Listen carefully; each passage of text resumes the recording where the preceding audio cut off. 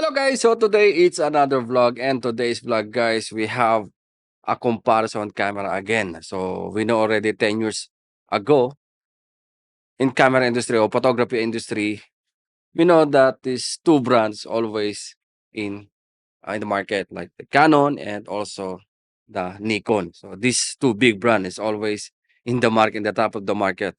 So on this vlog guys, I'm gonna show you the two best camera from both sides in the mid-range. Yeah, it's not the R5 level and C7 or C8, but we have here, as of our title, we have the Nikon Z6 or Z6.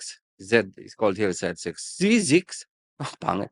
Z or Z6 Mark III compare for the Canon R6 Mark II. So R6 Mark II with the Z6 Mark III. Actually, guys, I don't have the physical camera, so but I have the box. It's sealed, so we don't have open piece. So actually, in Canon R6 we have a open or demo unit, but in the Nikon still we don't receive the demo unit from the camera. So instead, we will compare side by side the specs of these two camera and which camera is the best for you.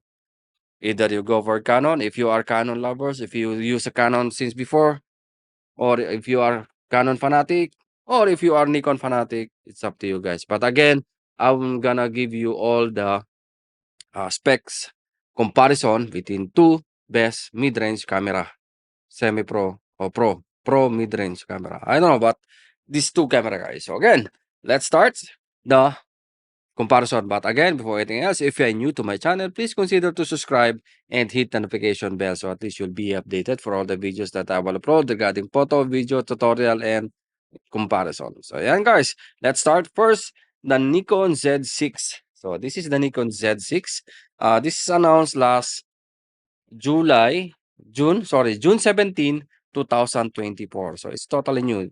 June 17, 2024 with a 25 megapixel full frame stock, partially stock sensor. So I don't know what's partially stock or stock because the R5 is stock sensor. This is partially stock sensor. So next is the Canon R6 Mark II.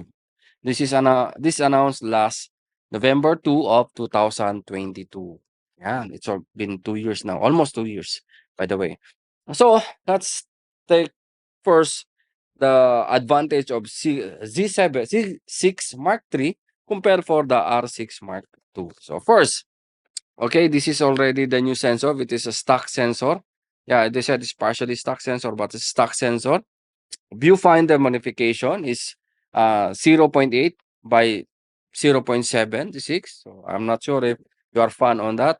And it's not too much difference. Also, this is 25 megapixel over 24 megapixel of RS6 Mark II. Um, this is 3.2 screen. So you have a big screen compared for Canon, which is 3 inch. This is 3.2 inch. You have also a higher resolution for viewfinder. LCD, sorry, LCD resolution, this is more higher, is 2.100 K dots compared for 1.620 K dots of R6 Mark II. And again, in the said 6 Mark III, you have top LCD. Top, yeah, and R6 Mark II, there's no top LCD screen. So again, HDMI, this is already full HDMI compared for micro. Yan. And you have also pixel shift high resolution mode, which is like a stock picture to make it high resolution, which is around 96. Yan. Again, also the insect tracking. So you have already insect tracking of the Nikon Z6 Mark III. So yan guys. Again, this is the reason why you will choose the Z6 Mark III. First, it's a sensor. It's a new sensor. It's a stock sensor. You have a better resolution, only 1 megapixel. You have also LCD dot. It's also good. So again, guys, that's the reason for Z6 Mark III.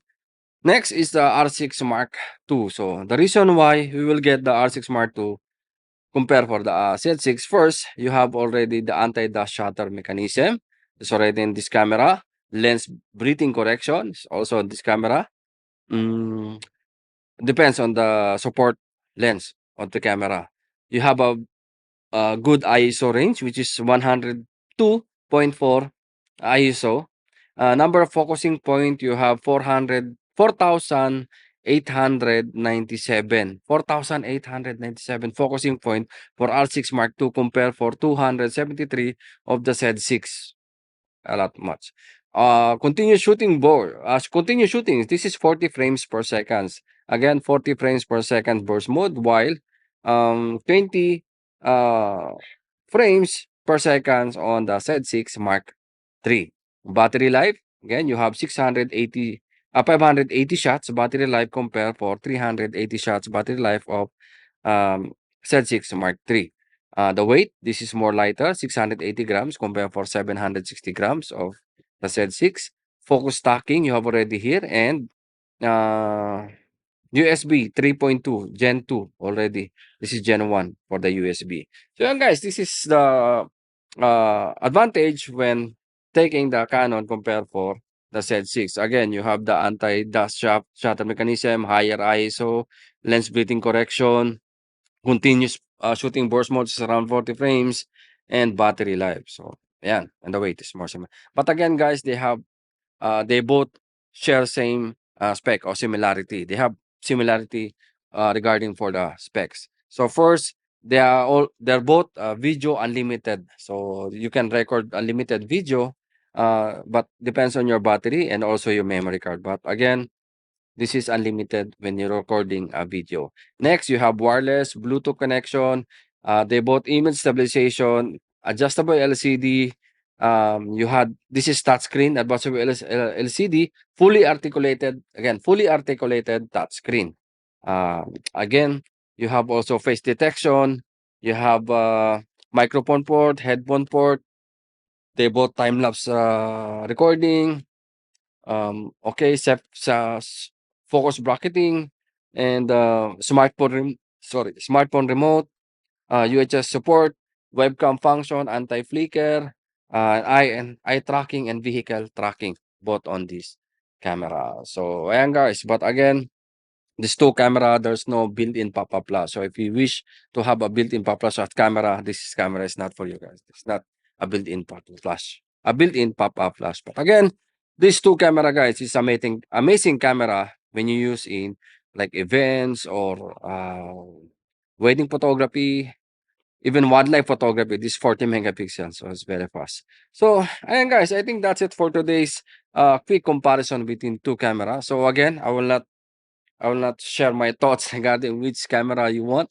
Like, if you want to go with the Canon, go with the Canon. If you like uh, Nikon cameras, go with the Nikon. So I will not tell go Canon, go Nikon. But for me, whatever you like, because this is like a similar camera, guys. This is very little the difference on these two cameras. So yeah, guys, I think that's it for today's vlog. Again, if you want to check the price and availability of these two camera, you can visit our website www.abworld.com. So yan, hanggang dito na lang. Thank you and mabuhay.